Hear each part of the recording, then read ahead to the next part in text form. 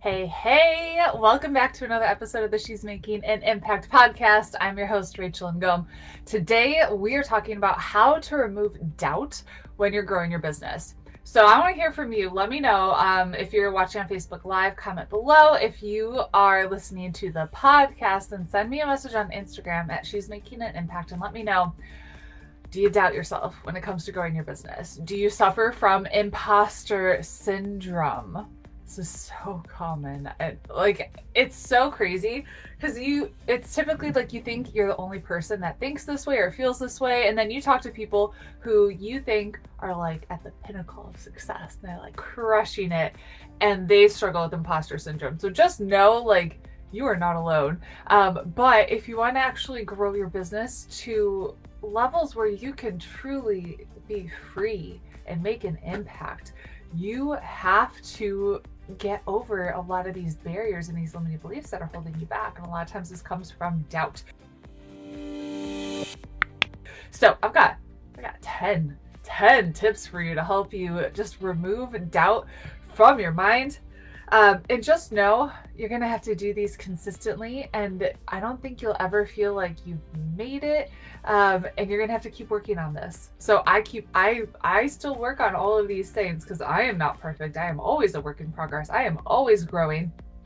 So number one, take consistent, massive, and messy action. I see it so many times. People are doubting themselves because they're trying to think their way to success. And so they end up just like putting themselves in like this thinking spiral, and you never end up getting to where you want to go from thinking your way there. You need to just take massive, messy action. So clarity comes through taking action. It doesn't come through thinking your way there. And so I've been talking to one of my friends who wants to start a podcast, and she's asking me like, oh, is this title okay? Is this title okay? And I'm like, just create the title and go. Like, stop overthinking it. You're just create it and go. You could change it. You could always change it. And I hear people all the time saying, but what if I don't know what to say, or what if I say the wrong thing? The first 50, 100 episodes of whatever it is that you're doing, a YouTube channel, Facebook Live, podcast, there's probably not going to be a lot of people listening. So it's mostly you finding your voice. And so by you just showing up and being consistent and taking action, massive and messy action, even when it's not perfect, that's when you're going to start finding your voice. So take massive, messy action. Clarity comes to taking action. 2, surround yourself with other entrepreneurs. This is why I think Activate, my group coaching program, is so powerful, because you get to hang out with other entrepreneurs that are just like you and share your wins, but share your struggles. So you know you're not alone. If you're not a part of some group, a mastermind, something where you are surrounding yourself with other entrepreneurs, you are missing out so much. This is crucial. Like, I can't tell you how many times I'm in 2 masterminds where there might be something come up for me, and I'm like, hey, have you struggled with this? Or hey, how are you handling this kind of a situation? You don't have to do it alone, okay? And by you being able to express yourself and talk to other entrepreneurs that are they're on the same journey as you, that is huge. Okay. 3, avoid toxic people. So have you ever shared with a friend or a family member the business that you're doing, your business idea, what it is that you're launching, so on and so forth, how much you're charging, how much you're spending, and they just look at you and they're like, are you crazy? Are you nuts? Did you lose your mind? If this person, they could be super well-intentioned, but they might not be an entrepreneur and they might not understand what it is that you're trying to do. I'll tell you that entrepreneurs think very, very, very differently from non-entrepreneurs. And so there are investments that I've made in my business I would never tell my brother. I would never tell some of my friends. They would just be like, you've lost your mind. Like, the fact that I've spent over $80,000 this year on coaching and masterminds, yeah, they'd probably think I'd lost it. I don't tell them how much I make in a given month. I don't tell them how much I spend in a given month. And this is so key. And avoiding toxic people, avoiding negative situations. It's just like surrounding yourself with the right people, other entrepreneurs that are going to help you grow, and then just removing the negative Nancy's, So even my husband, I love him. We just celebrated our 10-year anniversary yesterday. I still don't tell him. We don't talk a lot about my business and how much I make. We talk about like investments and that kind of thing, but I don't share like details of I made this much this month. I spent $50,000 on a coach because it's my business, and he's he's pretty frugal, and he'd be like, "You did what?" He would support me, but he'd think I lost my mind a little bit, right? So avoiding those kind of situations is definitely going to be helpful. And that goes too for Facebook, that goes for Instagram. I had a recent situation. I have an email going out on Friday where I was just like, oh my goodness, with some of my own family member, cousins, aunts, uncles, that are just, they don't have a growth mindset, and it's really hard when you have people that are putting you down or don't believe in what you're doing or just think differently. So do your best to avoid those toxic situations as much as humanly possible, and pour in positivity. So I want you to think about the past 24, 48 hours. What have you been feeding your mind with? What have you been watching on YouTube? What have you been watching on Facebook, on Instagram? What have you been watching on TV? Wherever it is that you're watching, what have you been feeding your mind with? Is it stuff that's going to help you grow, help you with your mindset? Or is it the news? Or is it just scrolling on Facebook, seeing the news there, or Twitter, or whatever it is? Is that helping you grow? Is that helping you remove doubt? So one of the things I do is I put in earbuds and I listen. I'm watching or something, YouTube, and some kind of inspirational, motivational worship, something, pastor, sermon, Stephen Furtick, whatever that might be, first thing in the morning and last thing before I go to bed. It's so important for me that I start my day on a positive note and I end my day on a positive note.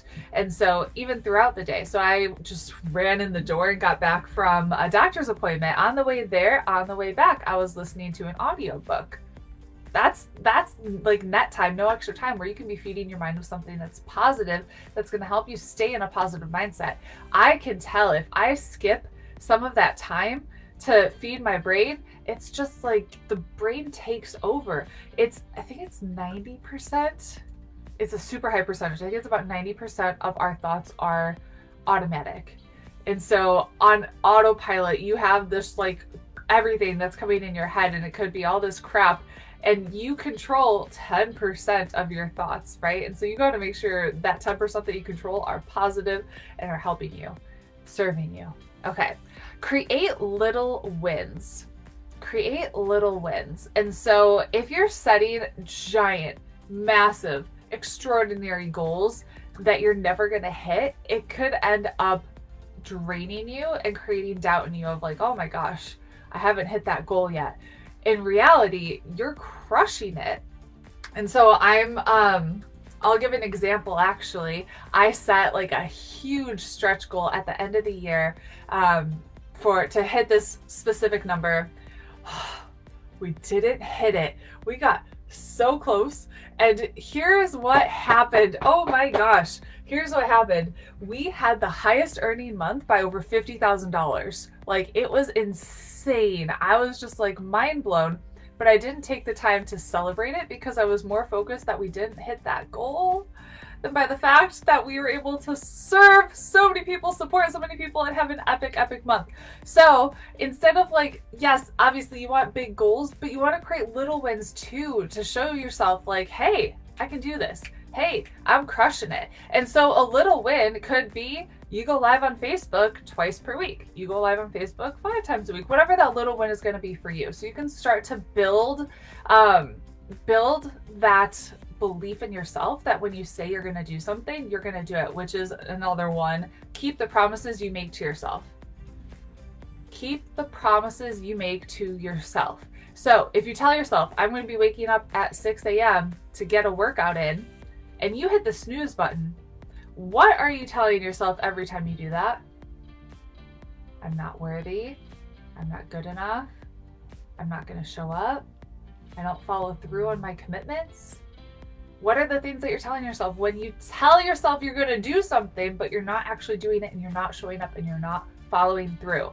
So what are the promises that you're making to yourself? And are you keeping them? That you have to have integrity with yourself and your words. So when you say you're going to do something, you freaking do it and you show up. So if you set your alarm for 6 a.m., get your booty out of bed at 6 a.m. Every time you do that, you're going to start to build more belief in yourself, your capabilities, and what you can accomplish. Okay. Embrace your breakdowns because they lead to breakthroughs. So often we have breakdowns in our business and our life, and we think that we start to doubt ourselves when we have these breakdowns of, oh my gosh, I'm terrible, I suck, this happened, I'm not good enough, whatever negative chatter you're having. Embrace the breakdown because it's going to lead to a breakthrough. And so, all right, I'm going to get vulnerable and share. Oh boy, yep, gonna do it. Okay, so I shared with a team that I'm a part of. It's like super tight-knit community. A breakdown that I was having when I was coming to my own health and fitness. So I've already lost like 60 pounds after I had Gabrielle. I have another like 13 left to go. And for whatever reason, last week, I drank 2 glasses of wine and then binged on 3 protein bars and a pear when I was not even hungry. And I was like, I just felt awful about myself. And I'm like, why? You know? And I brought it to the team and I was scared to like talk about it. Still kind of scared to talk about it. I was like, why did I do this? And I had such massive breakthroughs and realizations. They're actually sharing my struggle and speaking it out loud, and then having the realization of why the heck it happened to prevent it from happening again. Oh my gosh, but I wouldn't have had that realization if I didn't have the breakdown and if I wasn't open and vulnerable enough to actually share it and have the breakthrough. Whew. I hope you understood that one because that's a big one. Okay, celebrate your progress. I kind of already talked about this a little bit with celebrate your little wins, celebrate your progress, no matter how small. So I've lost 60 pounds since I've had Gabrielle and it's been 5 months. I'm going to celebrate that crap. Like I feel really, really good. I'm not like entirely to my goal yet of where I want to be, but I feel so freaking good and I'm really proud of how far I've gotten. Celebrate your goal in your business. Celebrate your progress. Even if it's like something tiny. When you wake up at 6 a.m. when you told yourself you're going to, celebrate that. Like, I woke up at 6. I'm a freaking rock star. Okay? And the last one is have a coach. This is really... Having a coach helps you remove so much doubt because they see things in you that you don't see in yourself. Because there are moments that I might doubt myself. And I bring it to my coach and she just speaks so much life over me and what the possibilities that she sees for me. I do the same thing with my clients. They come to me with something that they're struggling with, and I'm able to see the struggle, remove them from that struggle, and speak life into it. Huge, huge, huge. I can't even explain or stress the importance of having that person in your life that is helping you remove that doubt and that negativity. It is huge. Okay, so let's recap on how to remove doubt when growing your business. Take consistent, massive, and messy action. Surround yourself with other entrepreneurs. Avoid toxic people. Pour in positivity. Remove negativity. Celebrate little wins. Celebrate your progress. Keep the promises you make to yourself. Embrace your breakdowns. They lead to breakthroughs. And have a coach. Which one has resonated with you the most? Let me know. And then if you haven't yet done so, make sure to go to freepinterestclass.com. You're going to learn my 5-step framework to generating new leads and sales on Pinterest. We've used Pinterest to generate over 20,000 leads into our business for free. Some of our students have tripled their sales in just 60 days. So go to freepinterestclass.com to check that out. Have an amazing day, and I'll talk to you later.